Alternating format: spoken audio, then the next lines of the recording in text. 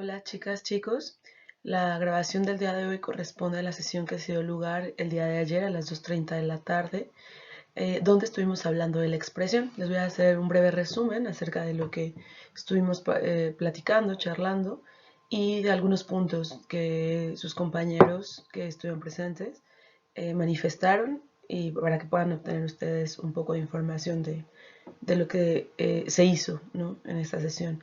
Entonces, vamos a iniciar. Es muy breve, no es tan complejo.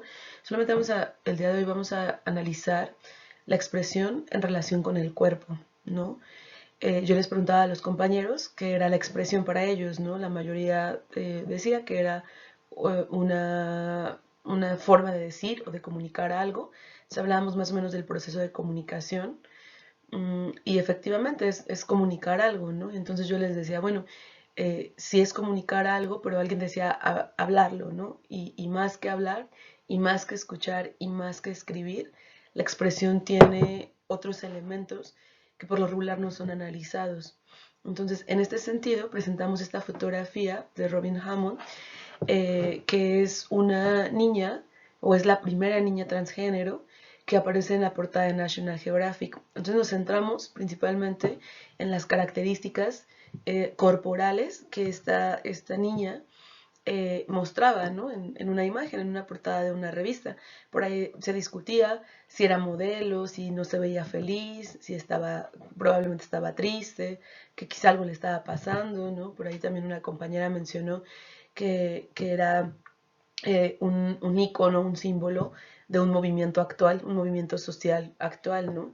Y efectivamente este fotógrafo se dio a la tarea de recuperar fotografías en diferentes contextos de diferentes personas que tienen que ver con los estudios de sexo-género, ¿no? Hablando específicamente sexo-género, ahí hacíamos una puntualización.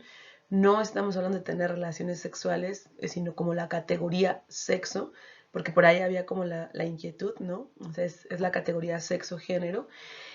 Y entonces, efectivamente, o sea, ya decíamos, el cuerpo, ¿por qué mostrábamos esta fotografía, no? Porque podemos hacer miles de interpretaciones, porque las interpretaciones las hacemos hasta desde el ámbito cultural, ¿no? No sé si, bueno, no con ustedes, no, más bien fue con los de filosofía. Comentábamos que incluso la mirada, el mirar al otro, está o están en juego diversos símbolos, diversos significados, donde nosotros ya estamos culturalizados, nos enseñan a ver como socialmente se tiene que ver, ¿no? Incluso hablábamos ayer de la estética. Entonces, por lo regular nuestras interpretaciones pueden ser bajo dos momentos, ¿no? Bajo lo que únicamente hemos vivido y olvidamos que existen otras múltiples realidades que no corresponden a la mía, y la otra es bajo lo que nos han enseñado que debe ser, o el deber ser, ¿no? Como deben ser las cosas, como debe ser lo estético, como debe ser que una niña, por ejemplo, hasta en contextos escolares, que una niña no pueda traer el cabello pintado, ¿no? Imaginemos, ¿no?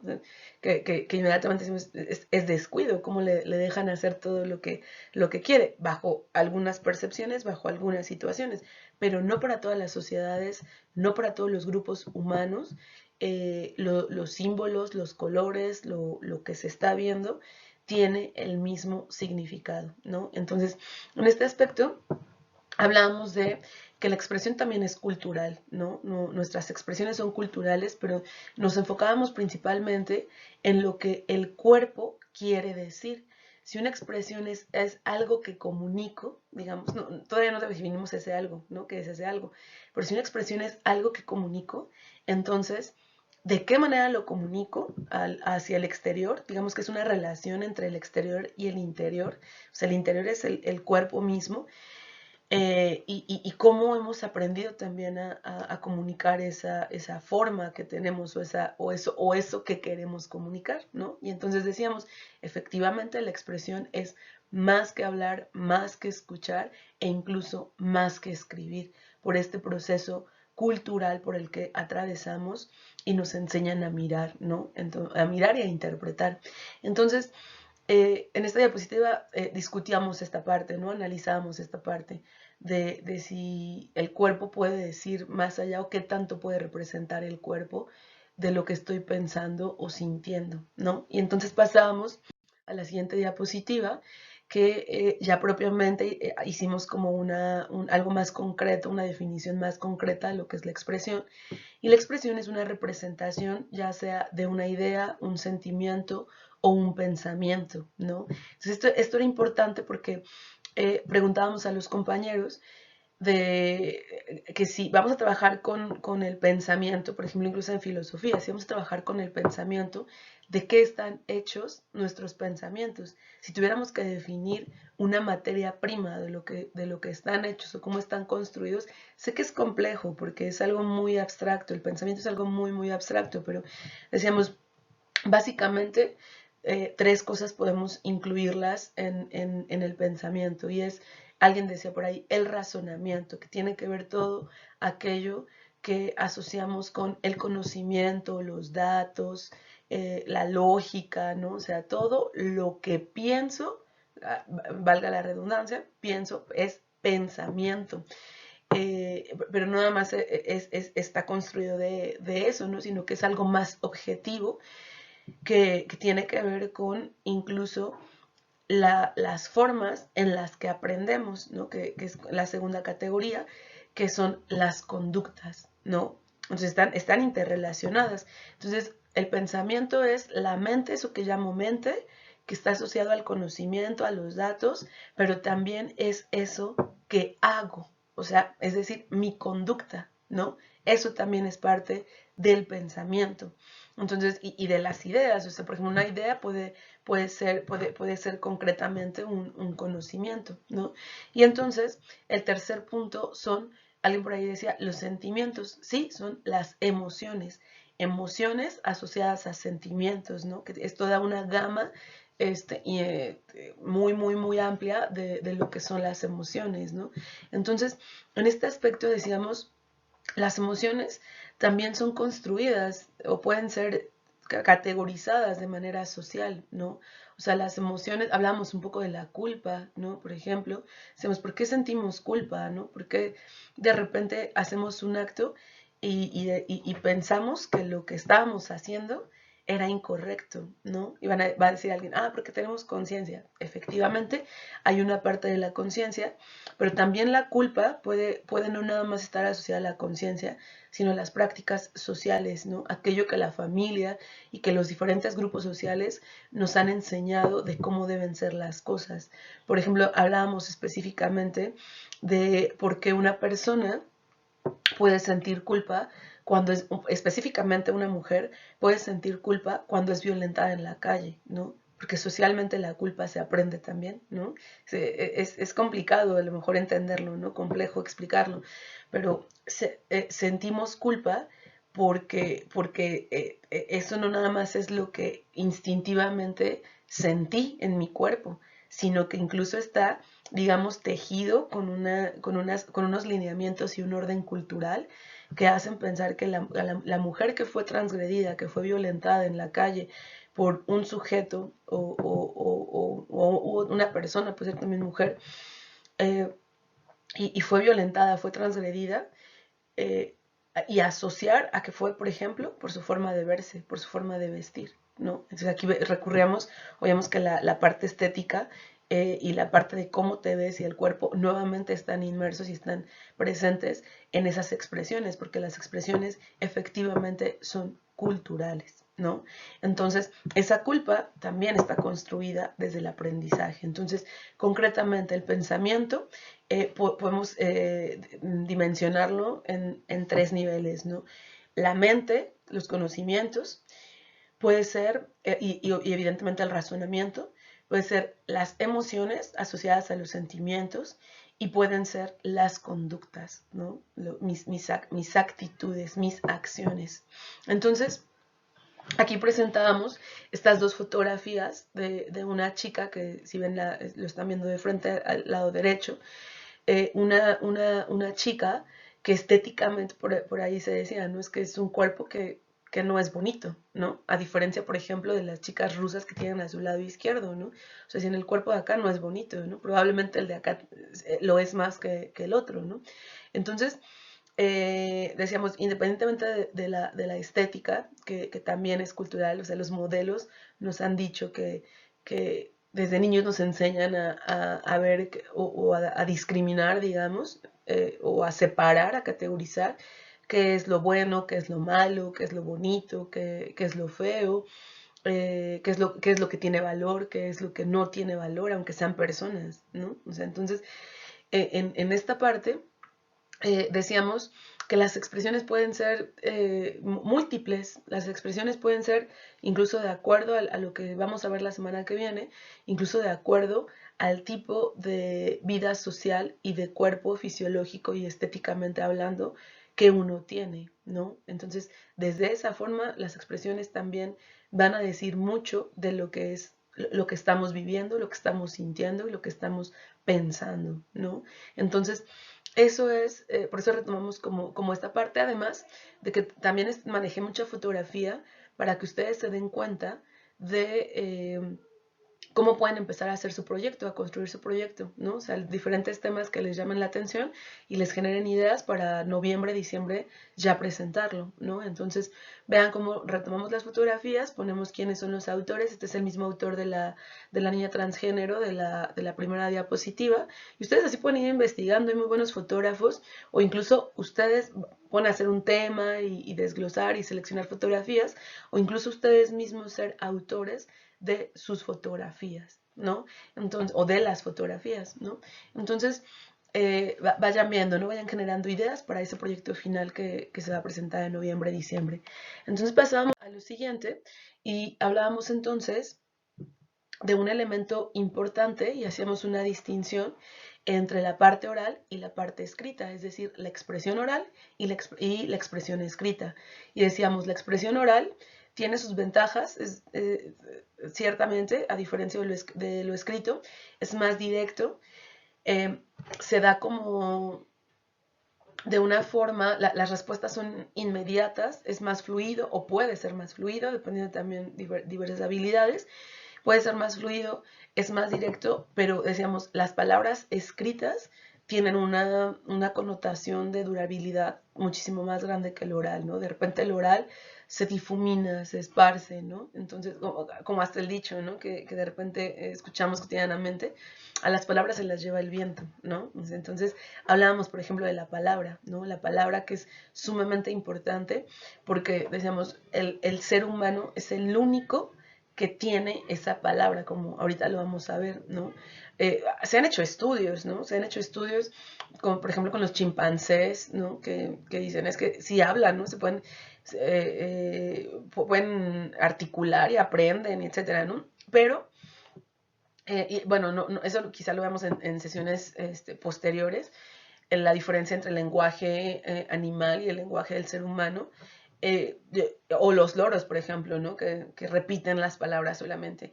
Podríamos decir, ellos tienen palabras, pueden articularlos, quizá fisiológicamente sí, pero culturalmente no, o sea, incluso hasta el nivel de pensamiento, no sabríamos de verdad definir si un animal está entendiendo la palabra como los seres humanos con esta complejidad que tenemos, ¿no?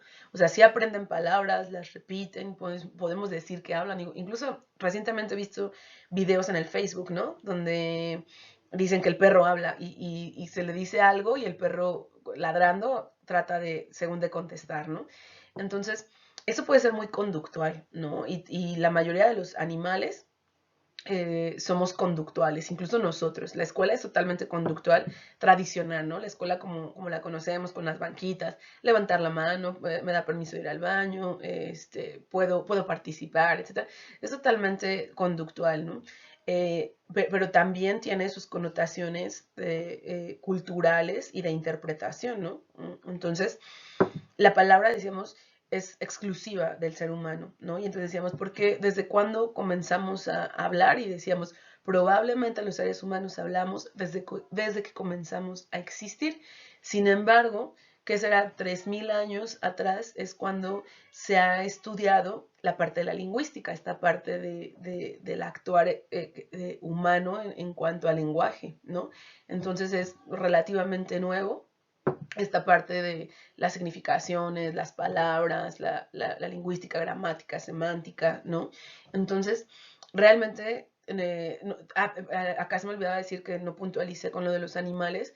Claro que los animales se comunican y tienen su propio lenguaje, pero el lenguaje que hemos construido los seres humanos, pues sí es muy diferente al de los animales, ¿no? O sea, incluso hasta por anticiparte, o porque el ser humano se mira hacia atrás o se mira hacia atrás y se mira hacia adelante, ¿no?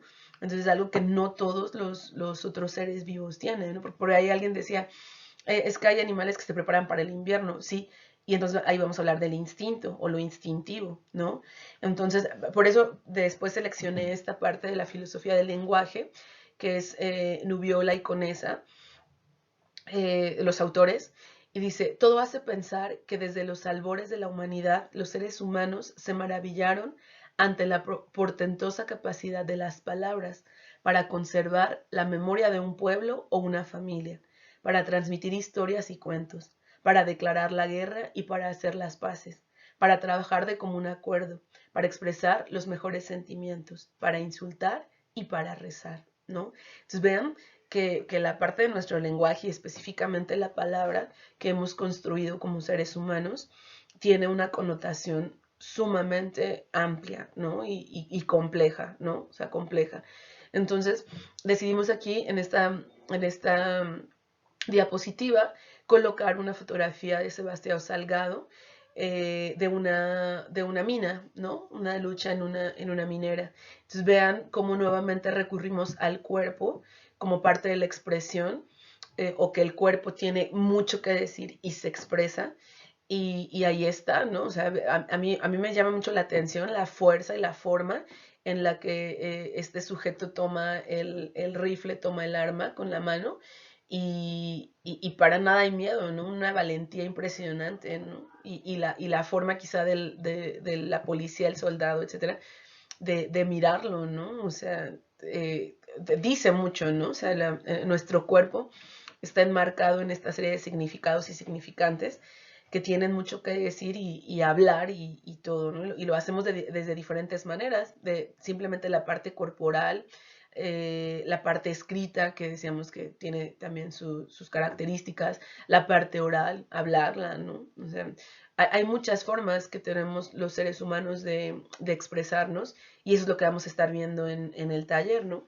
Entonces, vamos a la siguiente diapositiva y la última, que es esta situación del ser humano, que es el único ser vivo que como decíamos, que tiene la palabra. Y teníamos aquí un letrero que se usaba en los campos de concentración, que dice alto, ¿no? O sea, como nuevamente una expresión, ¿no? Que ya no tiene que ver con el cuerpo, que ya tiene que ver más con la palabra y el significado que tiene la palabra, incluso hasta los símbolos, ¿no? Una seña de peligro, ¿no? Que se ponía en los campos de concentración para que los judíos no huyeran. Y significa, es alemán, no sé alemán, ni otro idioma más que más el inglés un poco y el español, pues lo tratamos de hablar, ¿no? Con las formas correctas y todo, ¿no? Porque es nuestra lengua natal. Pero,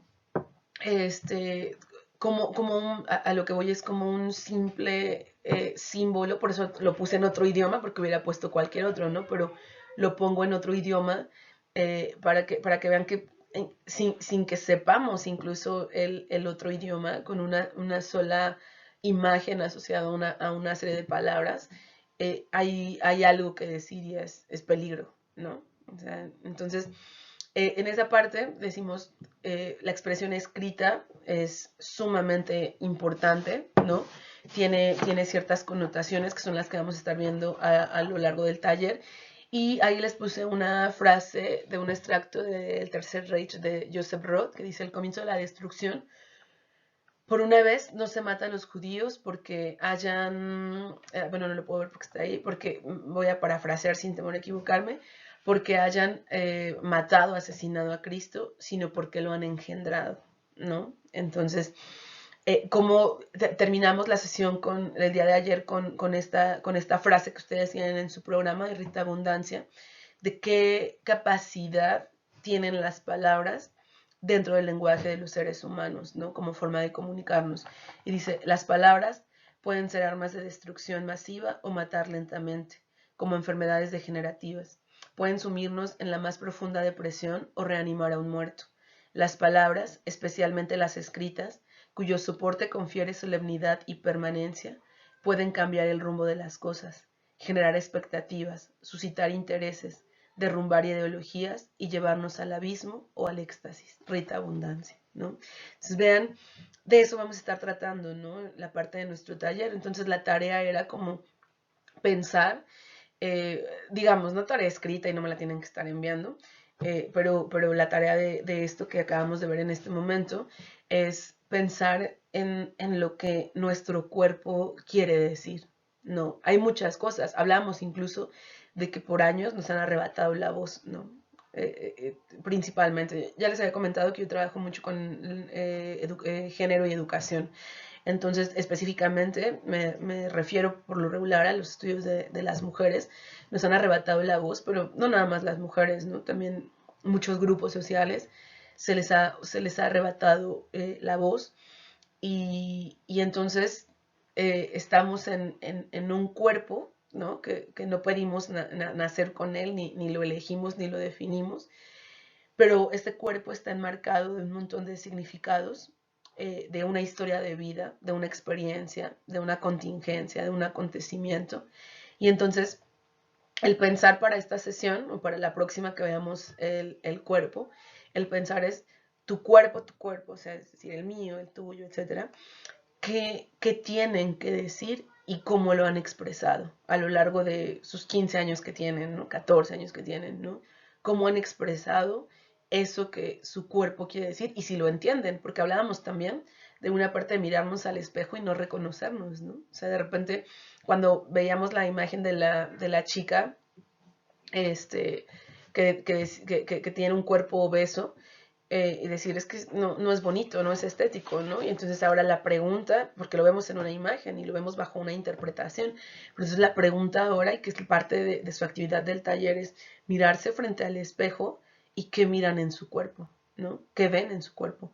¿Les gusta? ¿No les gusta? ¿Por qué no les gusta? Por ejemplo, hay alguien, un compañero decía, probablemente no nos gusta nuestro cuerpo, no por nosotros, ¿no? Bueno, lo especificábamos así, sino porque por lo que el otro piensa de nuestro propio cuerpo, porque por lo que para el otro significa nuestro propio cuerpo. Entonces, es bueno, ¿no? Es bueno hacer este ejercicio o es interesante más bien, ¿no? No bueno, es interesante porque pueden surgir varias cosas, varias interpretaciones que ustedes no habían pensado, ¿no? Entonces, esto sería todo por el día de hoy, o fue todo por la sesión de ayer que tuvimos. Si tienen cualquier duda, no duden en la valga la redundancia, en escribirme, y ya sea por los mecanismos que habíamos establecido, incluso por la plataforma. Todavía no hay actividad para esta semana. Todavía quiero que terminen bien su narración, que la pulan, que la detallen.